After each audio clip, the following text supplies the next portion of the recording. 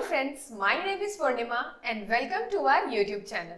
तो आज की वीडियो में हम बात करने वाले हैं full fledged breaking news app के बारे में। तो इस ऐप में क्या होगा, यूजर अपने आप को लॉग इन कर सकता है एंड जो भी ट्रेंडिंग या फिर पॉपुलर न्यूज चल रही होगी वो उस न्यूज को देख सकता है, वो न्यूज को पढ़ भी सकता है। अगर यूजर चाहे तो अपने हिसाब से अगर उसे कैटेगरी वाइज न्यूज को रीड करना है तो वो भी ऑप्शन उसे यहाँ पे अवेलेबल होगा। यानी वो एंटरटेनमेंट की न्यूज पढ़ना चाहता है, वो वेदर की न्यूज पढ़ना चाहता है, या फिर स्पोर्ट्स की न्यूज पढ़ना चाहता है, या फिर टेक रिलेटेड न्यूज पढ़ना चाहता है, तो ये सारे ऑप्शंस उसे वहाँ पे अवेलेबल होंगे। If user don't want to use this app, अगर वो यूजर नहीं चाहता है कि वो इस ऐप को यूज करे, तो वो इस ऐप से लॉग आउट भी कर सकता है। तो ये सारी फंक्शनलिटीज हमारे इस ऐप में यूजर को मिलने वाली हैं। तो अगर मैं इसमें थोड़ा डीप डाइव करूं और टेक पार्ट पे ध्यान दूं, तो इस ऐप में दो इंटरफेसेस होने वाले हैं। एक इंटरफेस जो मैंने अभी आपसे डिस्कस किया है, यूजर का इंटरफेस यानी होम स्क्रीन, और एक हमारा इंटरफेस होने वाला है एडमिन का पेज।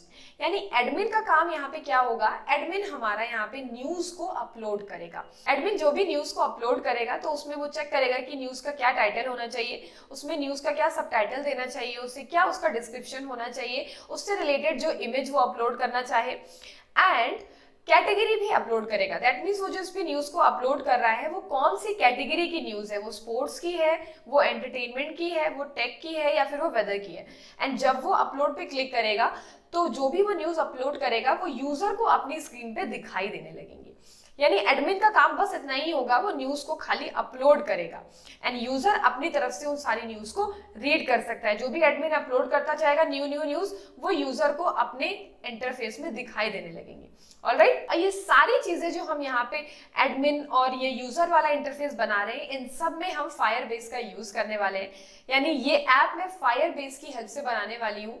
तो वीडियो स्टार्ट करने से पहले हम देख लेते हैं जो हमारा ऐप है वो एक्चुअली काम कैसे कर रहा है। तो अभी आपको मेरी स्क्रीन पे मेरे फोन की स्क्रीन दिखाई दे रही होगी।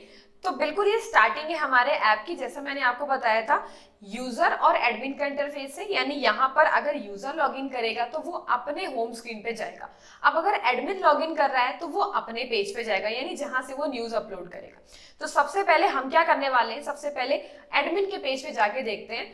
ऑलराइट, तो मैं यहाँ पे क्या करूंगी, एडमिन की जो भी ईमेल आईडी है, एडमिन अपनी ईमेल आईडी को यहाँ पे डालेगा।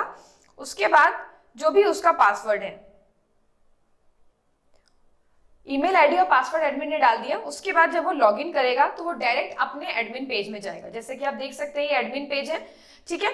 अब क्या होगा, यहाँ पर एडमिन न्यूज का टाइटल चुन सकता है, जो भी न्यूज का टाइटल वो देना चाहता है। लेट्स से मैंने यहाँ पे डाल दिया टाइटल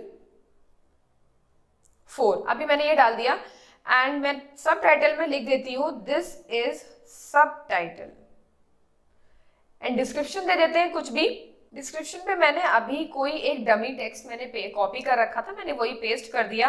एंड अब मैं मान लेती हूँ ये न्यूज हमारी टेक से रिलेटेड न्यूज है, तो मैंने यहाँ पे टेक लिख दिया। एंड कोई भी इमेज जो एडमिन चाहे वो सेलेक्ट कर सकता है। अभी मुझे ये इमेज अच्छी लग रही है तो मैंने यही इमेज यहाँ पे यूज कर ली है, ठीक है। इतना काम कर लिया। अब जैसे ही वो ऐड डिटेल्स पे क्लिक करेगा तो ये न्यूज हमारे डेटाबेस में ऐड हो जाएंगी एंड यूजर को अपने साइड पे दिखने लगेगी। तो मैंने ऐड पे क्लिक किया तो आप देख सकते हैं हमें एक मैसेज आया, न्यूज डिटेल्स एडेड सक्सेसफुली। अब एडमिन यहाँ से लॉग आउट कर सकता है। इस लॉग आउट बटन पे जब एडमिन क्लिक करेगा तो एडमिन ने लॉग आउट कर लिया। अब मैं आपको दिखाती हूँ कि यूजर को कैसे वो न्यूज दिखाई देगी। तो अब यूजर अपनी आईडी से जब इसमें लॉग इन करेगा तो ये यूजर ने अपनी आईडी डाल दी एंड अपना पासवर्ड डाला। जब लॉग इन किया तो यूजर को कुछ इस तरीके से इंटरफेस दिखाई देगा। जैसे आप देख सकते हैं अभी मैंने टाइटल 4 नाम की एक न्यूज डाली थी एंड उसमें मैंने एक सब टाइटल लिखा था दिस इज सब टाइटल, तो वो सबसे पहले हमारे यूजर को यहाँ पे दिख रही है। अब जब आप इस पे क्लिक करेंगे तो इस न्यूज को आप प्रॉपरली पढ़ सकते हैं एंड इसमें डेट भी लिखी हुई है कि ये न्यूज कब पढ़ी होगी, एंड इसमें टाइटल भी लिखा हुआ है, इसमें कौन सी, एंड इसमें कैटेगरी भी लिखी हुई है कि किस कैटेगरी की न्यूज है। आपको बैक जाना है तो आप इस एरो पे क्लिक करके बैक जा सकते हैं। ऐसे जितनी भी न्यूज है फर्स्ट पेज पे यूजर को सारी न्यूज एक साथ दिखाई देंगी। अब अगर उसे कैटेगरी वाइज देखनी है तो आप ये मेन्यू ऑप्शन पे देख सकते हैं, यहाँ पे यूजर अपनी कैटेगरी वाइज इस न्यूज को पढ़ सकता है। दैट मीन्स अगर मैंने यहाँ पर स्पोर्ट्स पे क्लिक किया तो स्पोर्ट्स में जितनी भी न्यूज है वो सारी न्यूज यहाँ पे यूजर पढ़ सकता है। जो भी न्यूज स्पोर्ट्स से रिलेटेड है वो सारी यहाँ पे कुछ 4 न्यूज दिखाई दे रही हैं, इनको पर्टिकुलरली जाकर भी वो पढ़ सकता है। एंड जैसा कि मैंने आपको बताया था कि यूजर अगर चाहे तो वो यहाँ से लॉग आउट कर सकता है। तो इसी मेन्यू में आपको लास्ट में लॉग आउट का ऑप्शन दिख रहा है, आप जब इस पे क्लिक करेंगे तो आप अपने ऐप से बाहर आ जाएंगे। तो इस तरीके से ये ऐप काम करने वाला है। तो ये ऐप आज मैं आपको बनाना सिखाने वाली हूँ, जिसके लिए आपको सिर्फ 2 चीजों की रिक्वायरमेंट होगी, एक ढेर सारा एक्साइटमेंट एंड एक आपका लैपटॉप। तो चलिए let's move on to our Android studio screen. तो हम लोग आ चुके हैं अपनी एंड्रॉइड स्टूडियो की स्क्रीन पे। तो हमें अपना न्यू फ्लटर प्रोजेक्ट बनाना है, तो मैं यहाँ पे क्लिक करूंगी न्यू फ्लटर प्रोजेक्ट पे। उसके बाद मैं नेक्स्ट पे क्लिक करूंगी एंड जो भी हम अपने ऐप को नाम देना चाहते हैं, मेरे ऐप का नाम है न्यूज ऐप, तो मैंने यहाँ पे लिख दिया न्यूज ऐप। ठीक है, उसके बाद मैं क्रिएट पे क्लिक करूंगी तो आप देख सकते हैं हमारा जो प्रोजेक्ट है वो क्रिएट हो रहा है। जब भी हमारा न्यू प्रोजेक्ट क्रिएट होता है तो main.dart में हमें कुछ इस तरीके से कोड दिखाई देता है। तो जैसा मैं आपको हमेशा वीडियो में बताती हूँ, हमें अपने अननेसेसरी कोड को यहाँ से हटा देना है। तो मैंने अपने ऐप से जितना भी अननेसेसरी कोड था वो सारा हटा दिया है। अब मुझे क्या करना है, सबसे पहला काम, सबसे पहले हम अपने ऐप में कुछ डिपेंडेंसीज को इंस्टॉल करने वाले हैं। तो सबसे पहले YAML फाइल में आ जाते हैं एंड कुछ डिपेंडेंसीज को यहाँ पर इंस्टॉल कर लेते हैं। तो हमें इतनी सारी डिपेंडेंसीज जो मैंने अभी यहाँ लिखी है, ये सारी डिपेंडेंसीज को हमें इंस्टॉल करना है। आपको एक एक करके ये सारी डिपेंडेंसीज पब डेव में जाकर सर्च करके वहां से कॉपी करके यहाँ पेस्ट करना है। ठीक है, हमारा टाइम ना वेस्ट हो, इसलिए मैंने एज इट इज सारी यहाँ पे यूज कर ली है। ठीक है, इतना करने के बाद हम पबगेट पे क्लिक कर देंगे।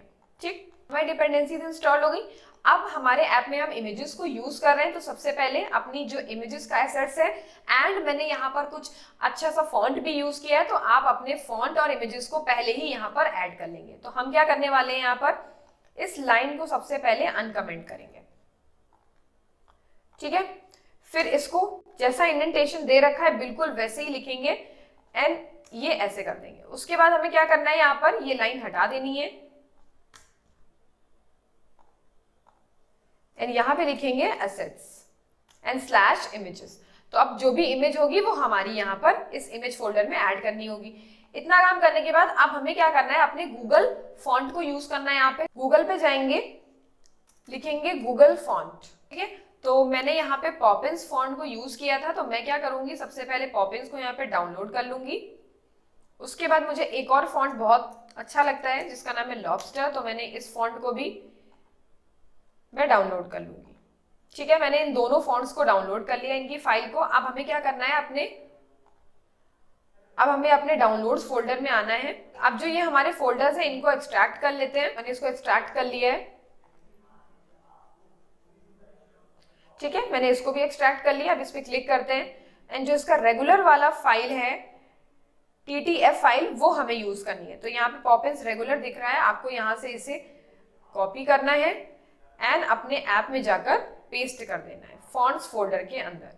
तो यहाँ पे मैं इसे पेस्ट कर दूंगी। तो अब देख सकते हैं यहाँ पे हमारा वो फॉन्ट पॉपिंस ऐड हो गया है। सेम काम हम क्या करेंगे, अपने लॉबस्टर के साथ करेंगे। तो हमारा लॉबस्टर वाला जो फॉन्ट है वो भी ऐड हो गया। इतना काम करने के बाद सबसे पहले तो हम जो इमेजेस यूज कर रहे हैं हम वो भी इमेजेस यहाँ पे ऐड कर लेते हैं। तो मुझे जो इमेजेस यूज करनी है मैंने यहाँ से उठा ली है अपने सिस्टम से।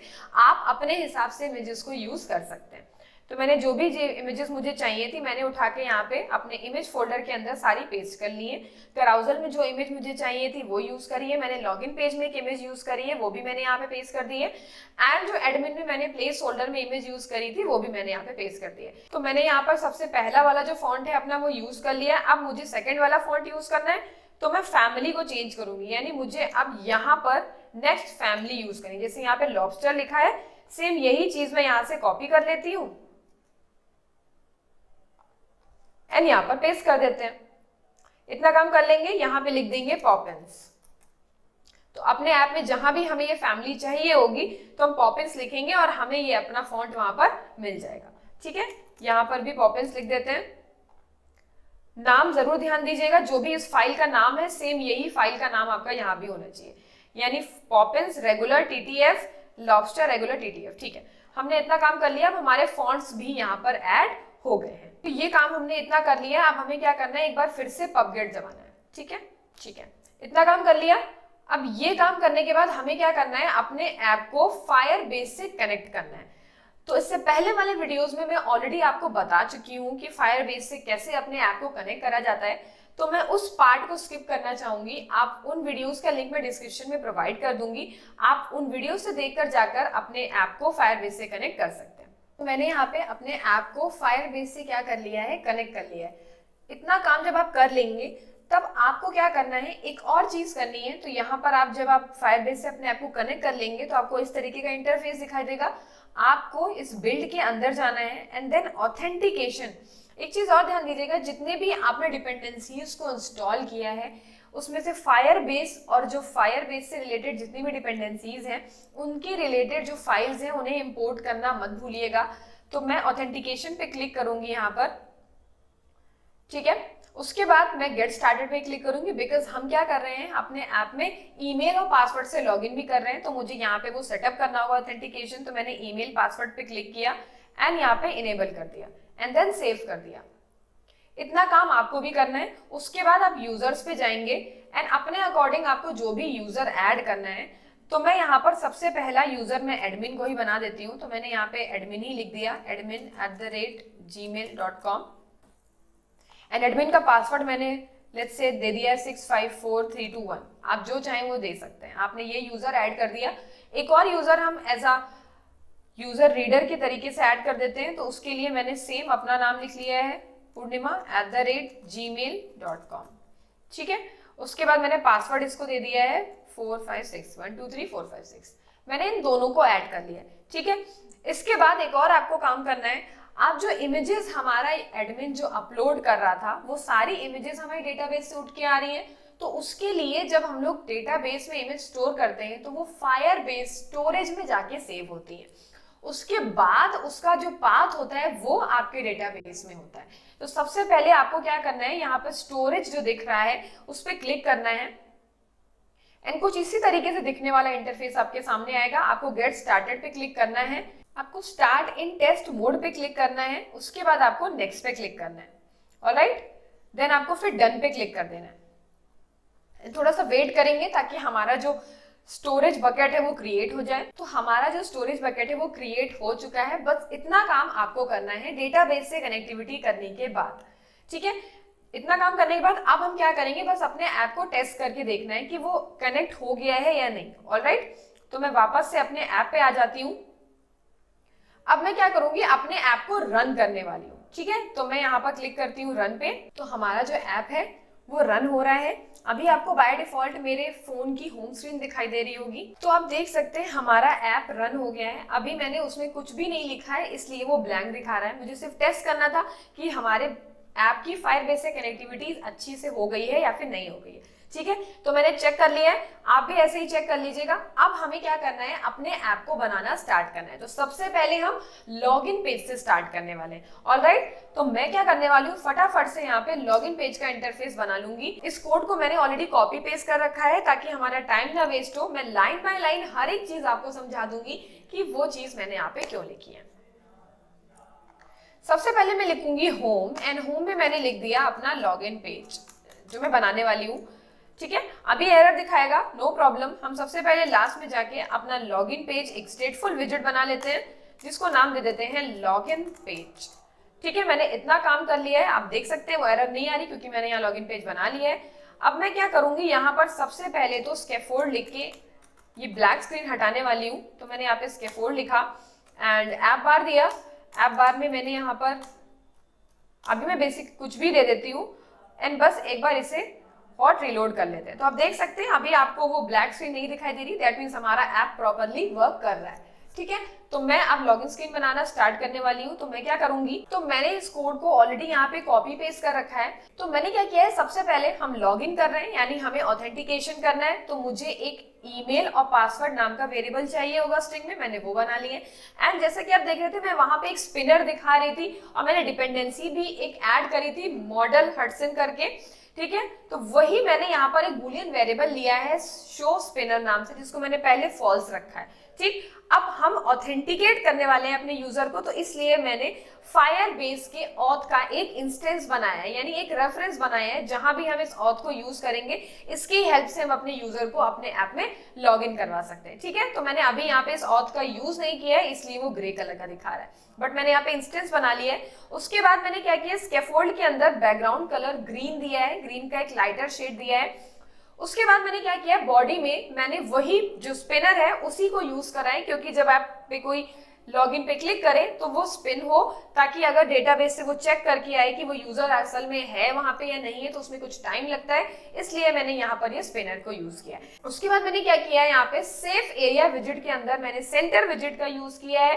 एंड जो भी हमारा ऐप है वो अगर हमारे एक्सेस से बाहर ना जाए, वर्टिकल एक्सेस से, तो मैंने सिंगल चाइल्ड स्क्रोल भी यूज किया है एंड कॉलम यूज किया। उसके अंदर कॉलम क्यों यूज किया, आप देख सकते हैं, सबसे पहले एक टेक्स्ट लिखा हुआ था लॉगिन, देन उसके नीचे आ रही थी हमारी इमेज, एंड उसके बाद आ रही थी हमारे 2 टेक्स्ट फील्ड्स, एंड देन हमारा बटन। तो ये सारी चीजें एक के नीचे एक है, इसलिए मैंने यहाँ पे कॉलम विजिट का यूज किया है।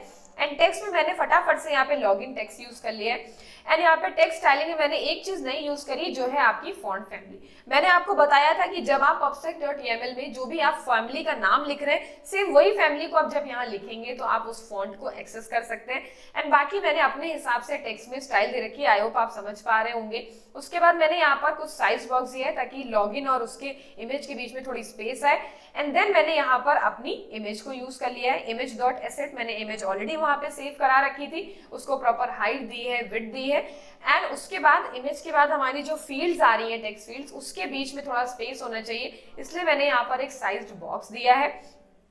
उसके बाद मैंने टेक्स्ट लिखा है एक छोटा सा कि welcome back, you have been missed, ऐसे करके। एंड उसको भी मैंने कुछ स्टाइलिंग प्रोवाइड कर ली है टेक्स्ट वाली, सेम जैसे ऊपर वैसे ही नीचे, फॉन्ट साइज का ही अंतर होगा। ठीक है, उसके बाद मैंने पैडिंग विजिट के अंदर क्या किया है, सबसे पहला टेक्स्ट फील्ड बनाई है। अब टेक्स्ट फील्ड बनाने पे मुझे उसमें सबसे पहले वैल्यू मैंने ऑन चेंज के अंदर जो मैंने ईमेल आपके सामने अभी लिखा था, स्ट्रिंग में ईमेल का एक वेरिएबल बनाया था, उसको मैंने यहाँ पर स्पेसिफाई किया। यानी टेक्स्ट फील्ड में जो भी कोई वैल्यू एंटर करे वो चुपचाप जाकर इस ईमेल वाले वेरिएबल के अंदर स्टोर हो जाए। ठीक, उसके बाद मैंने ऑब्सक्योर टेक्स्ट को फॉल्स किया क्योंकि मुझे उसे पासवर्ड नहीं बनाना था। उसके बाद मैंने डेकोरेशन प्रॉपर्टी के अंदर मैंने अपने टेक्स्ट फील्ड को डेकोरेट किया है। ठीक है, उसके बाद मैंने क्या किया है, साइज बॉक्स को यूज किया है, सेम वही पैडिंग विजेट को मैंने नीचे भी कॉपी कर दिया है। चेंज क्या किया है, बस यहाँ पे ईमेल की जगह पासवर्ड किया है, एंड ऑब्सक्योर टेक्स्ट को यहाँ पे मैंने ट्रू करा है क्योंकि वो पासवर्ड है हमारा। ठीक, इतना काम करने के बाद मैंने अब क्या किया है, 2-3 साइज बॉक्स यूज करें ताकि हमारा जो ऐप है वो बटन के जो टेक्स्ट फील्ड के बीच में है वो थोड़ा सा स्पेसेस आए उसके बीच में, तो मैंने यहाँ पे साइज बॉक्स यूज करा है। उसके बाद मैंने यहाँ पे क्या किया है, जेस्चर डिटेक्टर यूज किया, बिकॉज हम उस बटन पे टैप करने वाले हैं। आप चाहें तो उसे बटन यूज करिए, मैंने यहाँ पे जेस्चर डिटेक्टर यूज किया बिकॉज मुझे बटन थोड़ा अपने हिसाब से चाहिए था, तो मैंने उसे कंटेनर को ही बटन बना लिया। तो जेस्चर डिटेक्टर के अंदर मैंने कंटेनर को यूज किया, मैंने उसे पैडिंग दी है, मार्जिन दी है, मैंने डेकोरेशन प्रॉपर्टी यूज करके उसको पिंक कलर दिया है, कुछ उसका बॉर्डर रेडियस सर्कुलर करके मैंने उसके अंदर सेंटर में एक टेक्स्ट लिखा है लॉगिन, जैसा आप देख सकते थे। उस लॉगिन टेक्स्ट को मैंने, उस लॉगिन जो मैंने टेक्स्ट लिखा है उसको भी मैंने अलग से स्टाइलिंग दी है। उसके बाद मैंने क्या किया है, सिर्फ नॉर्मल साइज बॉक्स यूज किया है ताकि थोड़ा सा क्लीनर लुक हमारे ऐप का दिखाई दे। तो इतना काम मैंने बस अपनी लॉगिन स्क्रीन में किया है। अब मुझे क्या करना है, बस अपने ऐप को हॉट रीलोड करना है, तो मैं करने वाली हूँ हॉट रीलोड। तो आप देख सकते हैं जो जो चीजें मैंने आपको स्टार्टिंग में दिखाई थी ऐप में, वो सेम चीज आपको यहाँ भी देखने को मिल रही है। लॉगिन का टेक्स्ट है, वो इमेज है, एंड हमारी दोनों टेक्स्ट फील्ड्स। ठीक है, अब हम क्या करेंगे, सबसे पहले हमें अपनी नेविगेशन भी करना है, होम स्क्रीन पे जाना है एंड एडमिन स्क्रीन पे भी जाना है। तो उसके लिए हम राउट्स डिक्लेयर करेंगे। यहाँ पे फटाफट से राउट्स को डिक्लेयर कर लेते हैं अपने। हमारा जो इनिशियल राउट होगा वो हमारा लॉगिन होगा। नहीं, जब हमारा ऐप स्टार्ट हो तो सबसे पहले यूजर लॉगिन ही कर रहा, चाहे एडमिन हो चाहे यूजर हो। उसके बाद मैं अलग से एक होम का एंड एडमिन का, दोनों का अलग अलग राउट बनाने वाली हूँ। ठीक है, इनिशियल राउट्स को यहाँ पे डिक्लेयर करने वाली हूँ। ठीक है, मैंने यहाँ पर सबसे पहला जो इनिशियल राउट है मैंने उसको लॉगिन पेज .id नाम से दे दिया है। यानी लॉगिन पेज .id का मतलब है लॉगिन पेज जो मैंने अभी क्लास एज अ फंक्शन पास की है। Home screen dot I D का मतलब है हमारा होम स्क्रीन की एक डाट फाइल बनी होगी उसकी तरफ, and admin page dot I D का मतलब है जो एडमिन पेज की हमारी डाट फाइल बनी होगी उसकी तरफ पॉइंट आउट करना। ठीक है, तो फटाफट से हम लोग लिव फोल्डर में अपनी ये दोनों फाइल्स को बना लेते हैं। ठीक है, मैंने दोनों फाइल्स अपनी बना ली है। अब मैं क्या करूंगी, बस एक ऐप बार इन दोनों में डिक्लेयर कर दूंगी ताकि जब मैं नेविगेट करूं तो मुझे समझ में आए कि मैं एडमिन में हूं या फिर होम स्क्रीन पे हूं। तो मैंने यहाँ पर अपने होम स्क्रीन बना ली है, तो इसका कोड मैंने ऑलरेडी यहाँ पे कॉपी पेस्ट कर रखा है। हमारा टाइम ना वेस्ट हो इसलिए मैंने फटाफट से आपको बता देती हूँ कि मैंने यहाँ पर क्या यूज किया है। मैंने सिर्फ ऐप बार ही यूज किया है, एंड जो मैंने डिपेंडेंसी इंस्टॉल करी थी इंपॉर्टेंट, वो सारी चीजें मैंने यहाँ पे इंपोर्ट कर ली, क्योंकि जब मुझे यूज पड़ेगा तो बाद में मुझे इंपोर्ट ना करना पड़े, इसलिए मैं एक साथ ही सारी डिपेंडेंसी पहले से ही इंपोर्ट कर लेती हूँ। ठीक है, उसके बाद क्या होगा कि हमें स्कैफोल्ड यूज करना है, ऐप बार यूज करना है। देन उसके बाद मैंने बस एक टाइटल दे दिया है, ब्रेकिंग न्यूज लिख दिया है उसमें, एंड इस ब्रेकिंग न्यूज के टेक्सटाइल को मैंने यहाँ पे लॉबस्टर यूज किया है, एंड बैकग्राउंड कुछ कलर दिया है, एलिवेशन उसका मैंने हटा दिया है। एक्शन यानी मुझे जो ऐप बार है मेरा उसके राइट साइड एकदम राइट कॉर्नर पे मुझे एक नोटिफिकेशन का आइकन चाहिए ताकि थोड़ा ऐप बार अच्छा लगे, तो मैंने वहां पे एक्शन के अंदर पैडिंग विजेट के अंदर अपना आइकन बटन यूज किया, जिसके ऑन प्रेस में मैंने अभी कुछ भी नहीं दिया है, वो हम बाद में करने वाले हैं। ठीक है, जिसके ऑन प्रेस में मैंने कुछ भी नहीं दिया है, तो ये सिर्फ हमारे ऐप में एज अ यूआई की तरह रहने वाला है। इतना काम मैंने होम स्क्रीन के लिए कर लिया। अब मैंने एडमिन पेज में भी सेम काम किया है, अपनी डिपेंडेंसीज के जो अकॉर्डिंग जो भी मेरी क्लासेस की फाइल है वो मैंने इंपोर्ट करा ली है। उसके बाद मैंने क्या किया है, अपने एडमिन पेज में कंटेनर के अंदर अपना स्कैफोल्ड को यूज किया है, एंड ऐप बार में मैंने बस ऐड न्यूज डिटेल यूज करी है, एंड उसकी फॉन्ट फैमिली मैंने पॉपिंस रखी है, बट इसका कलर मैंने पिंक रखा है जैसा आपको दिखाया था। इतना काम मैंने कर लिया है। अब मुझे क्या करना है बेसिकली, अब सबसे पहले अपनी लॉगिन वाली जो फंक्शनैलिटी है, हमें लॉगिन करना है ईमेल और पासवर्ड से, वो अचीव करा लेते हैं। तो अभी मैं क्या करने वाली हूँ, यहाँ आती हूँ बटन के अंदर, ये हमारा बटन है जेस्चर डिटेक्टर। अब जब ऑन टैप, इसकी ऑन टैप फंक्शनैलिटी में मैं लिखने वाली हूँ वो फंक्शन। ठीक है, तो मैंने ऑन टैप फंक्शन में क्या किया है, सबसे पहले तो ये कुछ टाइम लेगा जब हम ईमेल और पासवर्ड से लॉगिन करेंगे, इसलिए मैंने इस फंक्शन को एसिंग किया है, एंड जो जिसकी वजह से टाइम लेगा उसके आगे अवेट लगाया है। ठीक है, अवेट लगाने का मतलब है कि वेट करेंगे जब तक ये टास्क कंप्लीट ना हो जाए। ठीक है, तो हमने क्या किया है, सबसे पहले सेट स्टेट के अंदर मैंने शो स्पिनर को ट्रू कर दिया, यानी जैसे ही कोई बटन पे क्लिक करे तो वो जो हमारा लॉगिन वाला जो स्पिनर है वो चलने लग जाए। ठीक है, एंड उसके बाद मैंने ट्राई के अंदर लिखा है कि अवेट ऑथ, जो मैंने ऑथ वाला जो आपको दिखाया था रेफरेंस बनाया है, तो उसी रेफरेंस के जरिए हम क्या कर रहे हैं, इस ईमेल और पासवर्ड को साइन इन कराने की कोशिश कर रहे हैं। तो यानी इस लाइन का मतलब ये है कि ये जो ईमेल और पासवर्ड हमने यहाँ पे दिया है, इसको जाके ऑथेंटिकेट करिए, देखिए कि वहां पे ये ईमेल और पासवर्ड मौजूद है या नहीं है। तो अगर वो वहां पे प्रेजेंट होगा तो हमारे यूजर के अंदर कुछ वैल्यू आएगी। अगर यूजर हमारा नल नहीं है, दैट मीन्स ये यूजर वहां पे मौजूद है, वो ऑथेंटिकेट यूजर है। इसलिए मैंने यहाँ पे चेक किया है कि अगर यूजर नल नहीं है तो लॉग्ड यूजर को मैंने यहाँ पर करेंट यूजर के नाम से सेव कर लिया, यानी जिसने भी करेंटली लॉगिन किया है उसकी मुझे वैल्यू चाहिए ना, किसने लॉगिन किया है, अदरवाइज मैं होम स्क्रीन और एडमिन स्क्रीन में कैसे मूव करा पाऊंगी। तो मैंने करेंट यूजर के ऑथ के अंदर, करेंट यूजर एक प्रॉपर्टी होती है कि जिसने करेंटली लॉगिन किया है वो कौन है, तो मैंने लॉग्ड यूजर में मैंने उसकी वैल्यू को स्टोर कराया है। देन मैंने लॉग्ड यूजर के अंदर सारी डिटेल्स आएंगी जो भी करेंटली यूजर जिसने लॉगिन किया है, तो मैंने उसका सिर्फ ईमेल उठा लिया है। मैंने ईमेल उठाने के बाद चेक कराया है कि अगर वो यूजर का ईमेल purnima@gmail.com, मुझे पता है कि ये हमारा यूजर होने वाला है, तो मैंने यहाँ पे अगर इससे मैच कर रहा है तो हमें होम स्क्रीन पे लेके जाओ, अदरवाइज हमें एडमिन की स्क्रीन पे लेके जाओ। ठीक है, अगर ये काम पूरा कंप्लीटली अच्छे से एग्जीक्यूट हो जाएगा तो हमारा जो स्पिनर चल रहा है वो क्या हो जाना चाहिए, फॉल्स हो जाना चाहिए, नहीं बंद हो जाना चाहिए। तो मैंने इसीलिए सेट स्टेट के अंदर अपने स्पिनर की वैल्यू को क्या कर दिया है, फॉल्स कर दिया है, जब ये पूरा टास्क मेरा परफॉर्म हो जाए। ठीक, उसके बाद कैश में मैंने लिखा है कि अगर कोई एरर आ रही है तो वो एरर हमें प्रिंट करा दे। ठीक, इतना काम करने के बाद अब हम क्या करेंगे, फटाफट से अपने ऐप को हॉट रीस्टार्ट कर लेते हैं एक बार, एंड अब टेस्ट करके देखते हैं कि हमारा जो यूजर है वो सही से काम कर रहा है या नहीं। तो मैंने यहाँ पे लिख दिया लेट्स से purnima@gmail.com, एंड मैंने पासवर्ड दे दिया 123456 जो मैंने वहां पे सेव कराया था। अब जब मैं लॉगिन पे क्लिक करूंगी तो मुझे होम स्क्रीन पे लेके गया, देख सकते हैं उसने मुझे होम स्क्रीन पे लाके रख दिया। उसके बाद जब मैं बैक पे क्लिक करती हूँ, अब मैं अगर एडमिन पे जाना चाहती हूँ तो जब मैं एडमिन का ईमेल आईडी पासवर्ड डालूंगी तो उससे मुझे एडमिन पेज पे रिडायरेक्ट करना चाहिए। देख लेते हैं वो हमें एडमिन पेज में एक्चुअली रिडायरेक्ट कर रहा है या नहीं। तो मैं लॉगिन करती हूँ अब, तो आप देख सकते हैं उसने हमें एडमिन पेज में रीडायरेक्ट कर दिया है, यानी हमारा जो लॉगिन की फंक्शनैलिटी है वो अच्छे से काम कर रही है। ऑलराइट, तो अब हम क्या करने वाले हैं, अब डायरेक्टली अपने एडमिन पेज की फंक्शनैलिटी को अचीव करने वाले हैं। तो सबसे पहले उसके इंटरफेस को फटाफट से बना लेते हैं। तो मैंने यहाँ पे अपने एडमिन पेज में सबसे पहले हमने जैसे आपको बताया था हमें 3 फील्ड्स की जरूरत थी, टेक्स्ट फील्ड्स की। तो मैंने सबसे पहले 3 टेक्स्ट एडिटिंग कंट्रोलर्स बना लिए। पहला है न्यूज टाइटल नाम से, दूसरा है न्यूज सब टाइटल नाम से, थर्ड है हमारा न्यूज डिस्क्रिप्शन नाम से। ऑलराइट, उसके बाद मैंने यहाँ पे 2 वेरिएबल लिए, एक इमेज यूआरएल लिया है एंड एक थंबनेल यूआरएल लिया है। जो हमारा इमेज यूआरएल है, जैसे कि जब मैं इमेज को सेलेक्ट कर रही थी तो वो दिखा रहा था कि मैंने कौन सी इमेज को सेलेक्ट किया था, इसलिए मैंने यहाँ पर ये इमेज यूआरएल लिया है। एंड थंबनेल यूआरएल क्या है, जो हमारी इमेज वाला है, जो भी डेटा हमने यहाँ पे सेलेक्ट किया है इमेज का, वो हमारे डेटाबेस में इस थंबनेल यूआरएल के जरिए जाएगा। ठीक है, उसके बाद मैंने यहाँ पर जो कैटेगरी वाइज जो मैं दिखा रही थी ड्रॉप डाउन, उसके लिए मैंने एक लिस्ट बनाई है ड्रॉप डाउन आइटम नाम से, जिसमें मैंने entertainment, sports, weather, tech, current news, ये सारी वैल्यूज को दे रखा है। एंड सेलेक्टेड वैल्यू नाम का एक मैंने स्ट्रिंग वेरिएबल बनाया है कि यूजर कौन सी कैटेगरी को सेलेक्ट कर रहा है, एडमिन कौन सी कैटेगरी को सेलेक्ट करने वाला है। ठीक है, एंड जैसे कि आप देख सकते हैं मैंने शो स्पिनर को यहाँ पे फिर से यूज किया है, क्योंकि जब मैं इमेज को सेलेक्ट कर रही हूँ तो डेटाबेस में सेव कराने में उसे टाइम लगता है। ठीक है, अपलोड कराने में, क्योंकि सबसे पहले वो स्टोरेज में अपलोड होगी, देन उसके बाद उसका जो यूआरएल होगा वो हमारे पास आएगा, क्योंकि वो डेटाबेस में जाएगा, इमेज नहीं जाएगी। इसलिए मैंने यहाँ पर स्पिनर यूज किया है, उसकी वैल्यू बाय डिफॉल्ट मैंने फॉल्स रखी है। इतना काम आई होप आपको समझ में आ रहा होगा।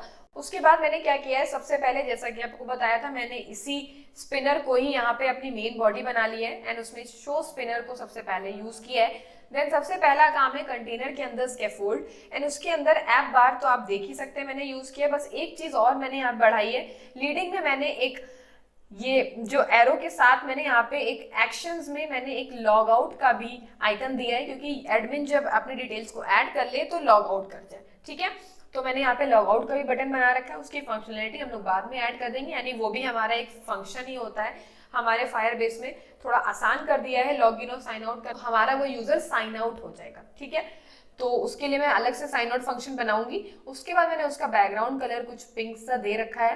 ठीक, बॉडी के अंदर मैंने स्टैक विजिट का यूज किया है। ठीक, उसके बाद मैंने single child scroll view use किया है एंड उसके अंदर मैंने कुछ पैडिंग दी है कंटेनर को।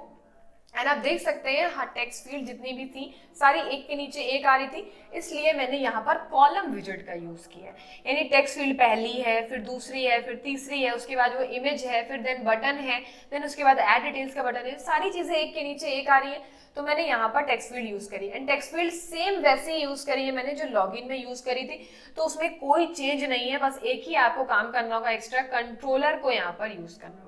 मैंने यहाँ पे कंट्रोलर प्रॉपर्टी यूज करी है, उस जगह मैंने ऑन चेंज यूज करी थी, तो मैंने यहाँ पे कंट्रोलर यूज करा है। सबसे पहले न्यूज टाइटल वाली टेक्स्ट फील्ड है, उसके बाद हमारी सब टाइटल वाली टेक्स्ट फील्ड है, उसके बाद हमारी न्यूज डिस्क्रिप्शन वाली टेक्स्ट फील्ड है एंड उसके बाद हमारे पास आता है ये हमारा ड्रॉप डाउन, यानी हमें जो भी कैटेगरी को सेलेक्ट करना है। तो मैंने ड्रॉप डाउन यूज किया है, drop down button form field, ये फॉर्म का टाइप होता है। ठीक है, उसके बाद मैंने उसके अंदर वैल्यू के अंदर लिखा है सेलेक्टेड वैल्यू, यानी यूजर जिस भी वैल्यू को सेलेक्ट करने वाला है वो वैल्यू हमारे सेलेक्टेड वैल्यू नाम के वेरिएबल में स्टोर हो जाए। ठीक, उसके बाद मैंने क्या किया है, सी अपने फॉर्म फील्ड को डेकोरेट कर दिया जैसे बाकी टेक्स्ट फील्ड डेकोरेटेड है, सेम वही चीज मैंने यूज करी है। एंड यहाँ पे मैंने इसकी वैलिडेशन चेक कराई है कि अगर वैल्यू नल है और एम्प्टी है तो उस पर वो आपको मैसेज देगा कि please fill all the fields. ठीक है, उसके बाद मैंने यहाँ पे सेंटर विजिट के अंदर मैंने सबसे पहले रो विजिट यूज करा है।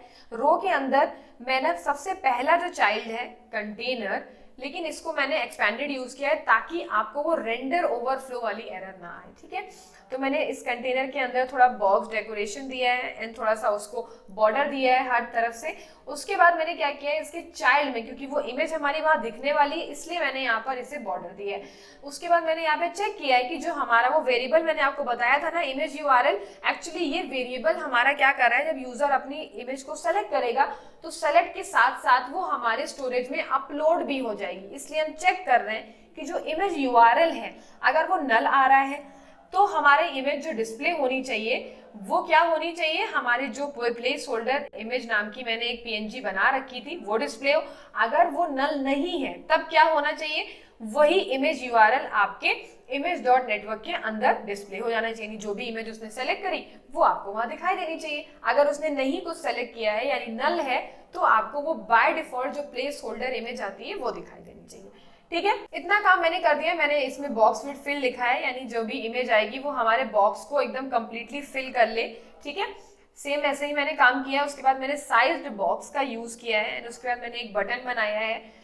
ठीक है, एलिवेटेड बटन, जिसमें मैंने ऑन प्रेस में अभी मैंने कुछ भी नहीं दिया हुआ है। ठीक है, मैं उसमें सारी चीजें बाद में स्पेसिफाई करूंगी, क्योंकि ये जो बटन है हमारा सेलेक्ट आइटम वाला, सेलेक्ट इमेज वाला, इसमें हम सबसे पहले इमेज को सेलेक्ट करने वाले हैं। जैसा मैंने यहाँ पे कमेंट लिखा हुआ है, सबसे पहले हम फाइल को सेलेक्ट करेंगे। सेलेक्ट करने के बाद उसी फाइल को डेटाबेस जो स्टोरेज है हमारा, फायरबेस स्टोरेज, उसके अंदर स्टोर करेंगे। देन उसके बाद हमारा उसका जो डाउनलोड का यूआरएल आएगा हमारे पास, वो हमारे डेटाबेस में जाके स्टोर होने वाला है। तो ये दो चीजें मैं यहाँ पे सबसे पहले कराऊंगी, सेलेक्ट और अपलोडिंग द फाइल। ठीक है, उसके लिए दोनों अलग अलग फंक्शन है। एंड यहाँ पे फिर मैंने क्या किया है, साइज बॉक्स दिया है एंड इस बटन को मैंने पिंक कलर का दे दिया है। उसके बाद मैंने साइज बॉक्स लिया है, फिर से एक एलिवेटेड बटन लिया है, क्योंकि अब डिटेल्स भी तो ऐड करनी, इमेज अपलोड हो गई, सब कुछ हो गया, एक यूआरएल भी आ गया। तो अब हमें क्या करना है, इन डिटेल्स को ऐड करना है। तो मैंने यहाँ पर एक ऐड डिटेल्स का बटन बना रखा है, जो सबसे आखिरी में अगर एडमिन दबाएगा तो जितनी भी हमारी न्यूज की डिटेल्स है वो हमारे डेटाबेस में जाकर सेव हो जाएंगी विद इमेज यूआरएल। इमेज नहीं, इमेज हमारी स्टोरेज में सेव होती है। ठीक, तो मैंने उसमें स्टाइलिंग दे रखी है, उसे ग्रीन कलर का बना रखा है एंड फॉरग्राउंड कलर उसका ब्लैक, यानी उसके अंदर जो टेक्स्ट है वो ब्लैक कलर का दिखना चाहिए। इतना काम मैंने यहाँ पर कर दिया है। ठीक है, तो आई होप आपको ये अंडरस्टैंडेबल होगा, ये यूआई का पार्ट है। मैंने आपको हर चीज समझा दी है कि यहाँ पे मैंने क्यों यूज किया है। ठीक है, तो मैं जब हॉट रिलोड पे क्लिक करूंगी तो अब देख सकते हैं हमारा जो यूआई मैंने आपको बताया था वो दिख रहा है। अच्छा, बाय डिफॉल्ट अभी हमारा जो इमेज यूआरएल वो नल है, इसलिए ये जो प्लेस होल्डर इमेज मैंने बना रखी है वही मुझे दिखा रहा है कि चूज योर इमेज। ठीक है, तो इतना काम मैंने कर दिया है। अब मुझे क्या करना है, सबसे पहले तो ये सेलेक्ट इमेज वाली बटन की फंक्शनलिटी को अचीव करानी, सबसे पहले इमेज का सिलेक्शन प्रोसेस होना चाहिए। ठीक, उसके लिए मैं क्या करूंगी, यहाँ पे सबसे पहले सेलेक्ट फाइल नाम का एक फंक्शन, तो मैंने यहाँ पे जो सेलेक्ट फाइल नाम का फंक्शन बना रखा है उसमें मैंने फाइल पिकर को यूज किया है, यानी हमें अपने गैलरी से एक फाइल को उठाना है, इसलिए मैंने यहाँ पे फाइल पिकर को यूज किया है। मैंने यहाँ पे इस फाइल पिकर रिजल्ट में एक वेरिएबल को इसमें स्पेसिफाई कर दिया, रिजल्ट नाम के वेरिएबल में इसकी वैल्यू आने वाली है। तो यूजर जो भी फाइल को पिक करेगा, तो मैंने लिखा है फाइल पिकर डॉट प्लेटफॉर्म, जो भी अपनी इसमें गैलरी से अगर पिक कर रहा है तो पिक करेगा फाइल को, तो ये रिजल्ट के अंदर स्टोर हो जाएगी। अगर रिजल्ट में मतलब कोई भी फाइल अगर नल नहीं है, यानी उसने कुछ पिक कर लिया है, तो क्या होगा, जो हमारी फाइल है उसका पाथ मुझे चाहिए होगा। तो यूजर ने जो भी फाइल को पिक किया है, तो मैंने क्या किया, बस उसका मुझे पाथ चाहिए। तो मैंने यहाँ पे इस लाइन में लिखा है कि मुझे उसी रिजल्ट के अंदर जो फाइल उसने पिक करी है उसका मुझे पाथ दे दो। पाथ देने के बाद मुझे क्या करना है, अपलोड इमेज यूआरएल नाम के एक वेरिएबल में मुझे इसी सेम चीज को स्टोर करा देना है, क्योंकि अब उसने फाइल को पिक कर लिया, यानी उसको पाथ तो मिल गया ना, जब उसने पिक करा तो उसे पाथ मिल गया, सेलेक्ट कर लिया उसने फाइल। अब ये फाइल का पाथ जाके अपलोड होना चाहिए हमारे स्टोरेज में। तो मैंने सेम यही काम किया है, अपलोड फाइल के अंदर हमें उस फाइल की जरूरत होगी ना जो फाइल उसने पिक करी है। ठीक है, तो अब मैं क्या कहूंगी, इस अपलोड फाइल नाम के फंक्शन को बनाने वाली हूँ। ठीक है, उसके अंदर मैंने वही फाइल पास करी है जो यहाँ पर हमारे पास उसने पिक करी है। अब उसमें मैंने चेक किया है कि अपलोड वॉज सक्सेसफुल है, या अपलोड हमारा सक्सेसफुल हुआ है या नहीं हुआ, यूआरएल एम्प्टी तो नहीं है। तो उससे पहले आप यहाँ पे चेक कर लेंगे कि अपलोड इमेज यूआरएल अगर नल नहीं है और एम्प्टी नहीं है, तभी हमारे जो इमेज यूआरएल हो वो अपलोड यूआरएल वाली वैल्यू को स्टोर कर ले। दैट मीन्स उसने अगर सेलेक्ट कर लिया और सच में कुछ भी वैल्यू नल नहीं है, तो वो इमेज हमारे इस कंटेनर में दिखाई देने लगेगी। ठीक है, तो अब अपलोड फाइल नाम का फंक्शन फटाफट से बना लेते हैं। ठीक है, तो मैंने यहाँ पर अपलोड फाइल फंक्शन यूज किया है। जैसा मैंने आपको बताया था, मैं वहां से फाइल को भेज रही हूँ, क्योंकि यूजर ने जो फाइल सेलेक्ट करी है वो मुझे अपलोड करानी है स्टोरेज में, तो मैंने यहाँ पे वही फाइल को यहाँ भेज दिया है। उसके बाद मैंने सबसे पहले तो उसका पाथ निकाला है। तो मैंने क्या किया, अपने फाइल के पाथ को निकालने के लिए जो भी उसका नाम है IMG करके आता है, तो वो निकालने के लिए मैंने उसको स्प्लिट कर दिया ताकि उसका पाथ मुझे मिल सके। उसके बाद मैंने स्टोरेज के अंदर, अब मैंने आपको बताया था फायरबेस स्टोरेज में सेव होता है, इसलिए हमें रेफरेंस स्टोरेज रेफरेंस यूज करना होता है। तो मैंने यहाँ पे स्टोरेज रेफरेंस के अंदर लिखा है कि फायरबेस स्टोरेज के अंदर जाकर इस फाइल नेम को स्टोर कर दो, जो भी फाइल का नाम होगा, img123.jpg, img2346.png, जो भी फाइल का नाम होगा वो जाके हमारे इस फायरबेस स्टोरेज में जाके सेव कर दो। माइंड यू, यहाँ पर इस जगह पर आपकी फाइल अपलोड हो रही है आपके स्टोरेज में, अभी डेटाबेस में नहीं गई है, ठीक है।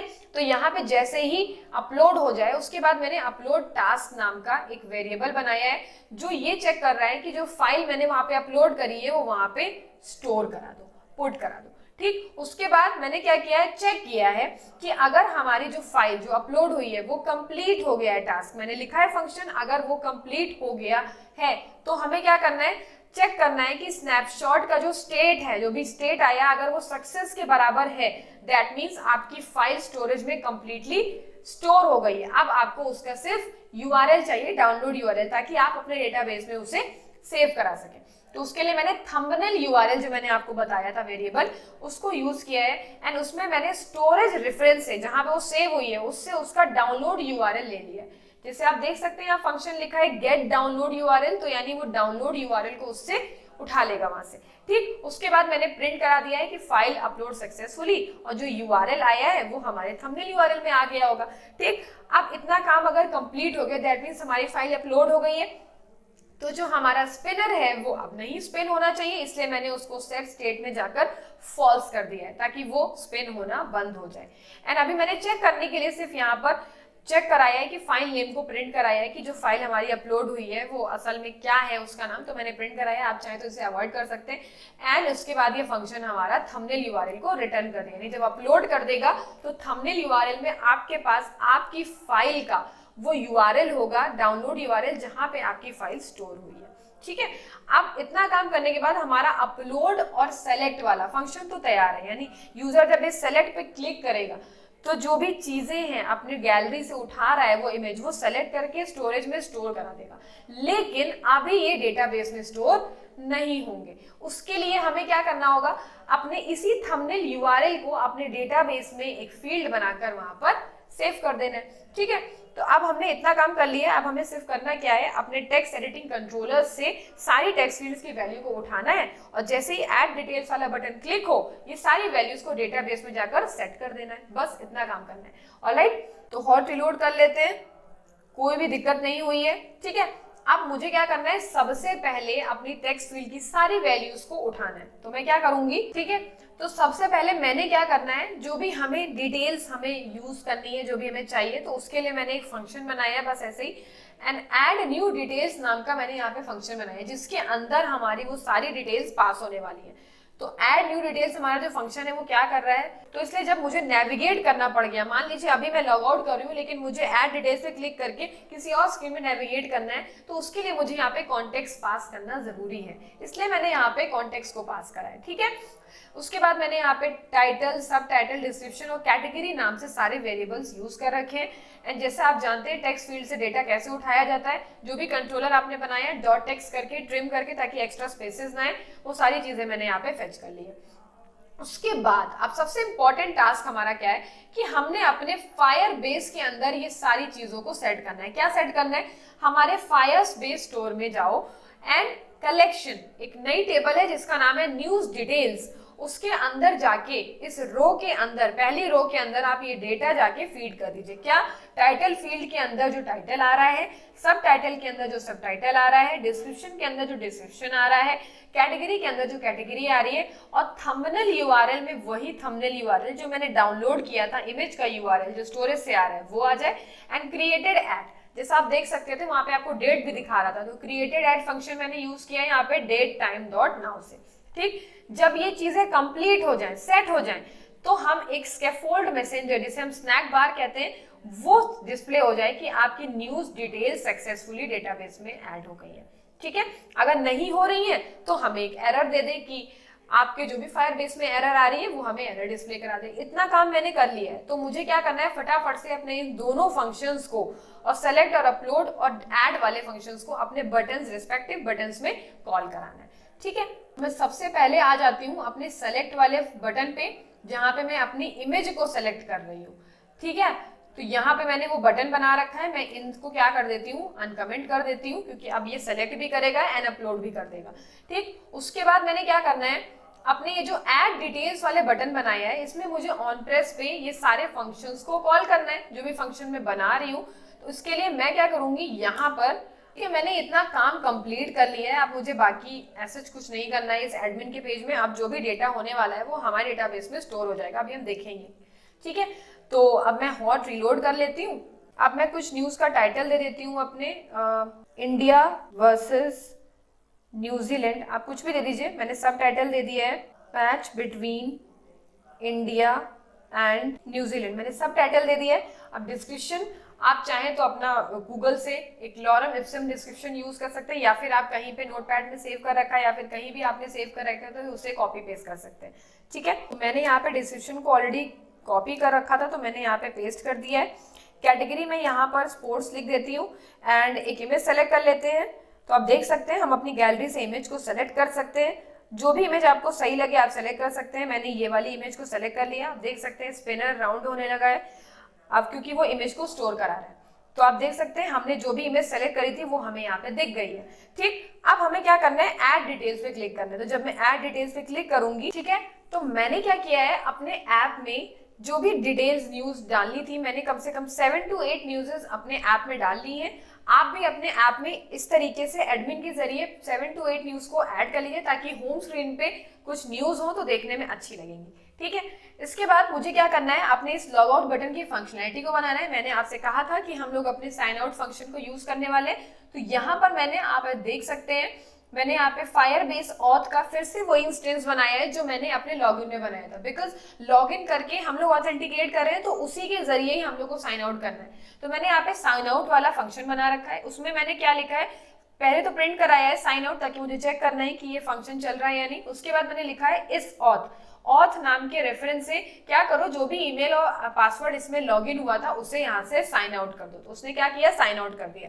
ठीक, उसके बाद मैंने क्या किया है, अपनी उस स्क्रीन को हटा दिया, navigator.pop-context इसलिए किया है ताकि कोई बैक करके वापस से इस एडमिन पेज पे ना आ सके।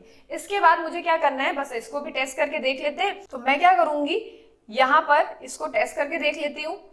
जब मैं इस बटन पे क्लिक करूंगी तो आप देख सकते हैं मैं इससे बाहर चली गई। जब एकदम बैक बटन दबाऊंगी तो इसका मतलब मैं इस ऐप से ही बाहर चली जाऊंगी। अब इसके जरिए हम पीछे एडमिन पेज पे नहीं जा सकते। ठीक है, तो ये फंक्शनैलिटी हमारी एडमिन पेज की कंप्लीट होती है।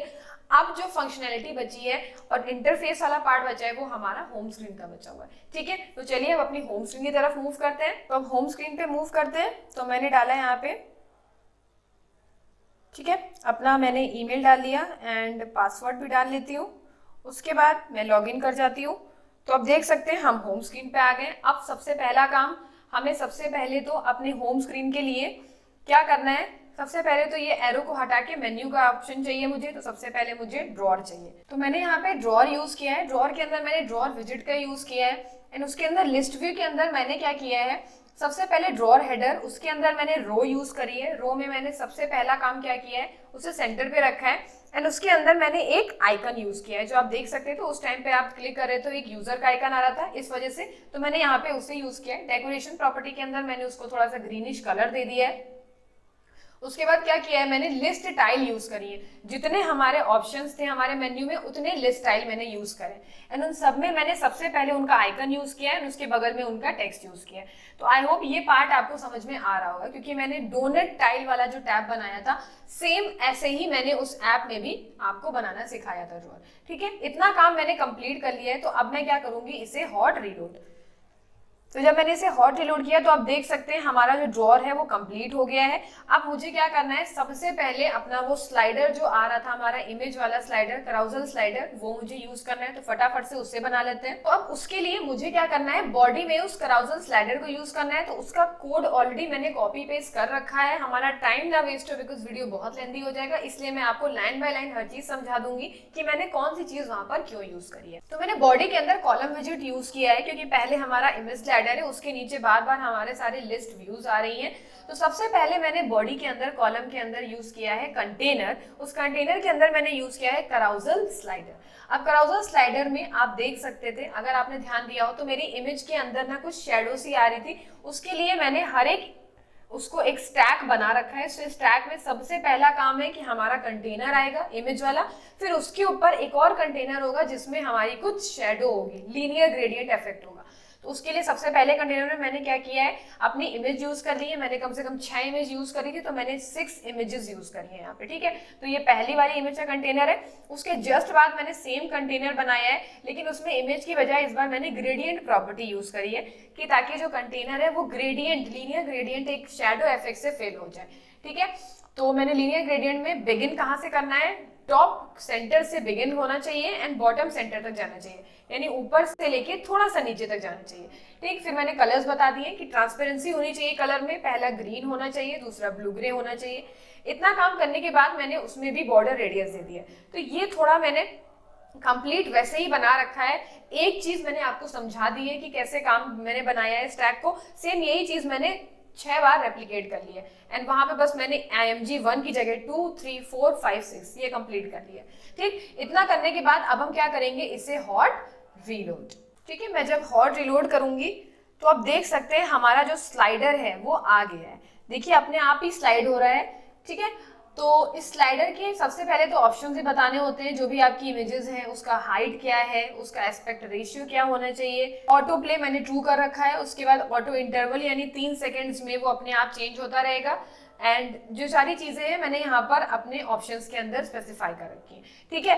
अब इसके बाद मुझे क्या करना है, एक टेक्स्ट आप देख रहे थे यहाँ पे एक ट्रेंडिंग नाउ का टेक्स्ट आ रहा था, उसके नीचे हमारा सारा डेटाबेस का डेटा आ रहा था। तो सबसे पहले हम उस ट्रेंडिंग नाउ टेक्स्ट और उस डेटाबेस को डेटा जो लेके आना है वो हम हमेशा से कौन से यूज कर रहे हैं, स्ट्रीम बिल्डर को यूज कर रहे हैं। तो यहाँ पर भी हम सेम वही काम करने वाले हैं। तो अब हम क्या करेंगे, तो हमारा टाइम ना वेस्ट हो, इसलिए मैंने इस कोड को ऑलरेडी कॉपी पेस्ट कर रखा है। मैं फटाफट से आपको बता देती हूँ हर चीज मैंने यहाँ पे क्यों लिखी है। साइज बॉक्स लिया है मैंने ताकि ऊपर से थोड़ी सी स्पेस आ जाए। उसके बाद पैडिंग के अंदर मैंने उस ट्रेंडिंग नाउ टेक्स्ट को यूज किया है। देन अगेन मैंने एक साइज बॉक्स लिया है क्योंकि उस ट्रेंडिंग नाउ के नीचे हमारे सारे लिस्ट टाइल आ रहे हैं, सारे जितने भी लिस्ट व्यूज आ रहे हैं। अब जैसा आपको पता है मैंने यहाँ पर स्ट्रीम बिल्डर यूज किया है बिकॉज हम लोग को डेटाबेस में जो भी चेंजेस हो रहा है रियल टाइम में वो हमें अपनी स्क्रीन पे रिफ्लेक्ट होता दिखाई देता है, ठीक है। उसके बाद मैंने स्ट्रीम के अंदर लिखा है, क्या स्ट्रीम के अंदर लिखा है, मैंने लिखा है फायरबेस से जाकर न्यूज डिटेल नाम की जो हमारी जो टेबल बनी हुई है उसके अंदर हमारा जो डेटा है उसे सॉर्ट करना है, किसके अकॉर्डिंग, जो क्रिएटेड एट मैंने बनाया था वहां पे उसी के अकॉर्डिंग हमारे डेटा को सॉर्ट कर दो in descending order. That means जो सबसे अभी रिसेंटली में जो चीज ऐड हुई है वो सबसे ऊपर दिखाई दे हमें, ताकि, ठीक है। तो इतना काम करने के बाद जब जो डेटा आएगा वो सॉर्टेड डेटा आएगा। तो मैंने यहाँ पर अपने इस डेटा को एक्सेप्ट करके यहाँ पे चेक किया है कि हमारे डेटा में डेटा है या फिर नहीं है। अगर नहीं है तो वो सर्कुलर प्रोग्रेस इंडिकेटर दिखाए, अदरवाइज हमारे आइटम काउंट स्पेसिफाई कर दिए। जैसे मैंने आपको पिछली वीडियो में बताया ही है कि स्नैप स्ट्रीम स्नैपशॉट के अंदर आपका सारा डेटा आया है, उसके बाद आपने लिखा है उस डेटा के अंदर जितनी रोज हैं उसके अकॉर्डिंग आपका ये पूरा स्ट्रीम बिल्डर आपके डेटा को बिल्ड करेगा, ठीक है। फिर आपने क्या किया है, आइटम बिल्डर आपको पता है वो आइटम्स को, जो भी आप आइटम बना रहे हैं, आप बटन बना रहे हैं कि कार्ड बना रहे हैं, उनको बिल्ड करता रहेगा उतने ही क्वांटिटी में। फिर मैंने डॉक्यूमेंट स्नैपशॉट नाम का एक वेरिएबल यूज किया है जिसके अंदर मैंने यहाँ पर क्या किया है, अपने डेटा का ना इंडेक्स स्टोर करें, पहली जो पूरी रो मैंने यहाँ पर अपने इस डॉक्यूमेंट स्नैपशॉट में स्टोर करा लिया। अब जब ये बिल्ड करता रहेगा तो मुझे सिर्फ यहाँ पर डॉक्यूमेंट स्नैपशॉट एंड जो भी मुझे वैल्यू चाहिए मैं उसके थ्रू से एक्सेस कर सकती हूँ, ठीक है। तो इतना काम करने के बाद जो भी आपका टाइम स्टैम्प बन रहा था क्रिएटेड एड का, वो आप ऐसे तो यूज नहीं कर सकते अपने डेटाबेस में क्योंकि वो उसका जो टाइप है वो स्ट्रिंग तो है नहीं। तो मुझे क्या करना था, हमने टाइम स्टैम्प नाम का एक वेरिएबल बनाया जिसके अंदर मैंने वो जो वैल्यू थी उसे एक्सेप्ट करी। फिर मैंने क्या किया, डेट टाइम वाले फंक्शन से मैंने उसे डेट में कन्वर्ट किया।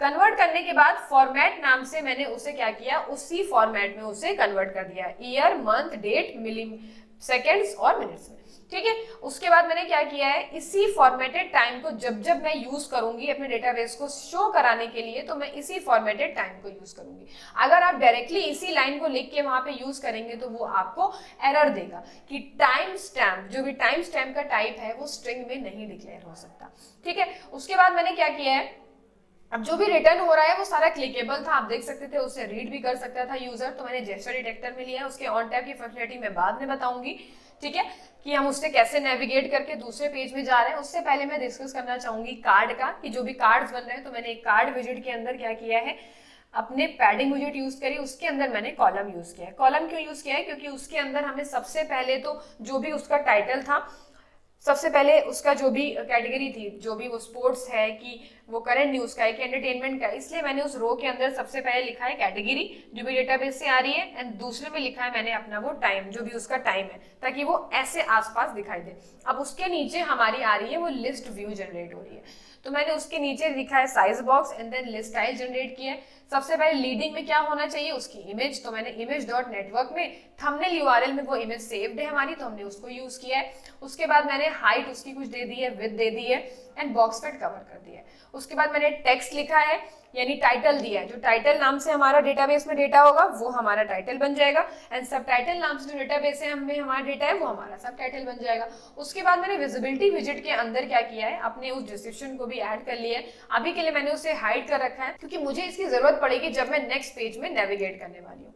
ऑलराइट, तो इतना काम मैंने कर लिया। ये स्ट्रीम बिल्डर का कॉन्सेप्ट आई होप आपको समझ में आया होगा, बिकॉज हम इससे पहले वाले एप्स में भी सेम ऐसे ही काम कर रहे थे। अब मैं क्या करूंगी, मुझे सिर्फ हॉट रीलोड परफॉर्म करना है, तो मैंने दबाया हॉट रीलोड। तो आप देख सकते हैं जो भी हमारे डेटाबेस में डेटा है वो सारा डेटा हमें यहाँ पे दिख रहा है। अभी मैंने रिसेंटली यही न्यूज को मैंने यहाँ पर ऐड किया था एडमिन के ऐड से, तो हम देख सकते हैं यहाँ पर वो सबसे पहले ऐड है, ठीक है।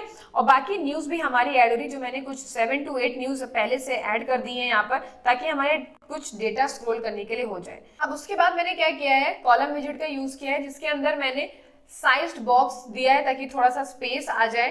तो मैंने कॉलम विजिट के अंदर सबसे पहले साइज बॉक्स यूज किया, जिसके अंदर मैं अपनी इमेज को यूज करने वाली हूँ, जिसको मैंने विद फुल कर दी है एकदम।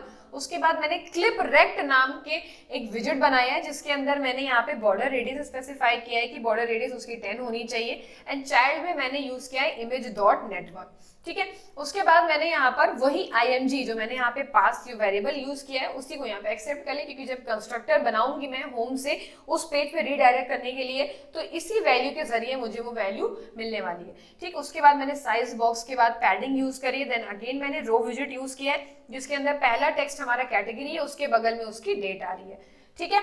सबसे पहले मैंने यहाँ पे बहुत सारे पैडिंग यूज किए। पहले पैडिंग के अंदर मेरा टाइटल है, उसके सेकंड वाले पैडिंग के अंदर मैंने सब टाइटल यूज किया है, एंड लास्ट वाले जो पैडिंग है उसके अंदर मैंने डिस्क्रिप्शन यूज किया है। तो आप देख सकते हैं यहाँ पे मैंने पैडिंग का सबकी चीजें सेम रख रखी है, कुछ ऐसा मैंने उसमें स्टाइलिंग में चेंज नहीं करी, बस फॉन्ट फैमिली ही मैंने पॉपिंस रखी हुई है, ठीक है।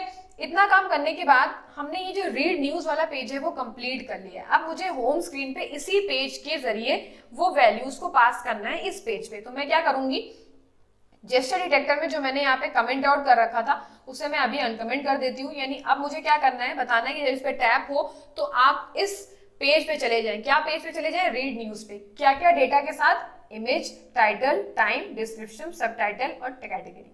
इस डेटा के साथ आप इस पेज पे रीडायरेक्ट हो जाइए। उसके बाद आप क्या करना है, हमें हॉट रिलोड करना है, ताकि हम देखें कि हम जब इस पे क्लिक कर रहे हैं तो एक्चुअली हम वहां पहुंच रहे हैं या फिर नहीं। तो मैंने इसे हॉट रिलोड किया।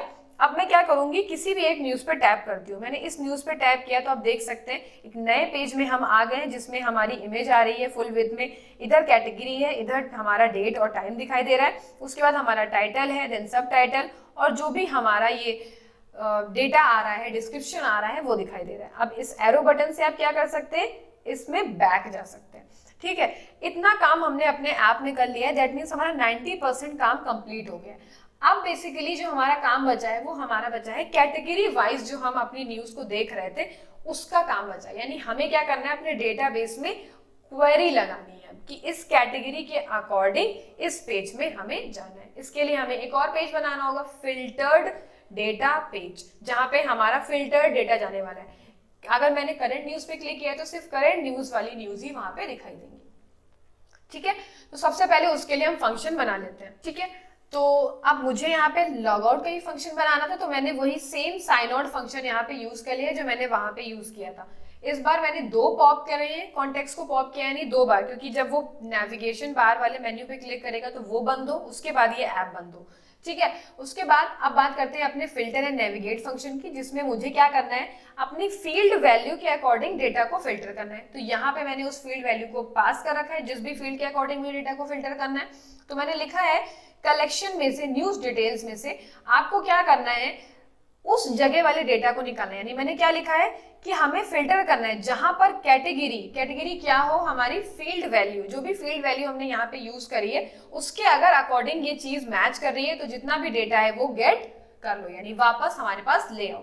एक लिस्ट ऑफ मैप जनरेट करा है जिसका नाम मैंने फिल्टर डेटा नाम दिया है। उसके अंदर मैंने उन डेटा की जितनी भी रोज हैं वो सारी यहाँ पर एक्सेप्ट कर ली, क्योंकि उसी के अंदर हमारा सारा डेटा होने वाला है, एंड उसे एक लिस्ट में कन्वर्ट कर दिया।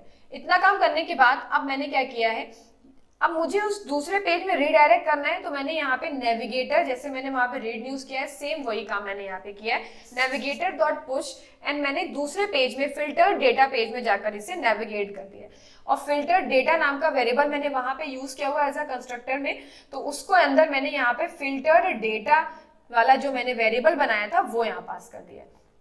एक्स्ट्रा चीज मैंने यहाँ पे यही पास करी क्योंकि ऐप बार में आप देख सकते थे मुझे उस कैटेगरी का नाम भी दिखाई दे रहा था, तो मैंने फील्ड नेम के अंदर वो जो फील्ड वैल्यू मुझे मिल रही है वो यहाँ पर पास कर दी है। ठीक है, अब मुझे क्या करना है, इसी फिल्टर एंड नेविगेट फंक्शन को मुझे अपने उन सारे जो भी लिस्टाइल बनाए थे उनमें कॉल करना है। तो मैं क्या करूंगी, फटाफट से वहां पर कॉल कर दूंगी। आप देख सकते हैं यहाँ पे मैंने कॉल कर दिया है फिल्टर एंड नेविगेट स्पोर्ट्स के अकॉर्डिंग, एंटरटेनमेंट के अकॉर्डिंग, टेक के अकॉर्डिंग, वेदर के अकॉर्डिंग, करंट न्यूज के अकॉर्डिंग। इतना काम कंप्लीट कर लिया। अब आते हैं हम लोग अपने फिल्टर्ड डेटा पेज पर। ठीक है, तो फिल्टर्ड डेटा पेज में मैंने क्या किया है, सबसे पहले जैसे मैंने आपको बताया था, मैंने लिस्ट ऑफ जो भी हमारा डेटा आ रहा था वो लिस्ट में आ रहा था, लिस्ट ऑफ मैप, तो वो डेटा मैंने यहाँ पे यूज किया। फिर मैंने फील्ड नेम यूज किया एंड कंस्ट्रक्टर के अंदर मैंने इन दोनों फील्ड्स को यहाँ पे स्पेसिफाई कर दिया। अब मैंने क्या किया है, स्कैफोल्ड यूज किया है यहाँ पे, एंड ऐप बार के अंदर मैंने टाइटल में जो टेक्स्ट होता है उसके अंदर मैंने वही फील्ड नेम यूज की है जिस भी कैटेगरी पे वो सेलेक्ट कर रहा है, ताकि वो वहां पे ऊपर शो होता रहे। ठीक, उसके बाद मैंने यहाँ पर एक लिस्ट व्यू बिल्डर चलाया है। अब लिस्ट व्यू बिल्डर मैंने इसलिए चलाया क्योंकि हमारे पास कुछ नंबर ऑफ रिकॉर्ड्स में डेटा आ रहा होगा, 5 रोज आ रही है, 6 रोज आ रही है, इसलिए मैंने आइटम काउंट मैंने क्या लिखा है, जो भी फिल्टर डेटा आया है उसकी जितनी लेंथ है उसके अकॉर्डिंग हमारे ये रोज जनरेट होनी चाहिए। ठीक है, उसके बाद मैंने यहाँ पर क्या किया, सेम वैसे ही मैंने यहाँ पर टाइम स्टैम्प को वैसे ही यूज किया है जैसे मैंने आपको होम स्क्रीन में यूज करना सिखाया था, क्योंकि हम डायरेक्टली उसको एक्सेस नहीं कर सकते, इसलिए मैंने उसे पहले स्ट्रिंग में कन्वर्ट किया है।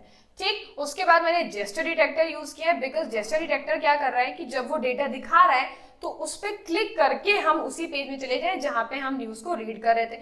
उसके अंदर मैंने क्या किया है, यहाँ पे सेम वही काम किया है, बस यहाँ पर मैंने रीड न्यूज में ही पुश कराया है। बस इस बार मैंने क्या किया, IMG के अंदर पास होने वाली वैल्यू को ये लिख दिया। पिछली बार मैंने क्या लिखा था, डॉक्यूमेंट स्नैपशॉट करके लिखा था, इस बार मैंने फिल्टर डेटा इंडेक्स के हिसाब से लिखा है, जितना डेटा आ रहा है वो सारा डेटा उस न्यूज वाले पेज में रीडायरेक्ट हो जाए।